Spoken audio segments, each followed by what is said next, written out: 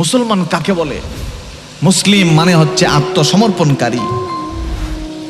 শাব্দিক অর্থ হলো আত্মসমর্পণকারী, যে আল্লাহর সামনে নিজেকে সঁপে দিয়েছে। সঁপে দেওয়া মানে বিক্রি করে দিয়েছে। বিকৃত সম্পদের পণ্যের কোনো অধিকার থাকে না। আপনি একটা মাল, এক প্যাকেট বিস্কিট আপনি দোকান থেকে 1 মণ ধান বিক্রি করে দিচ্ছেন, টাকা নিয়ে নিছেন। ওই ধান, ওই বিস্কিট, ওই খাবারের প্রতি আপনার আর কোনো অধিকার আছে? আপনি কিন্তু কোনো অধিকার খাটাতে পারবেন?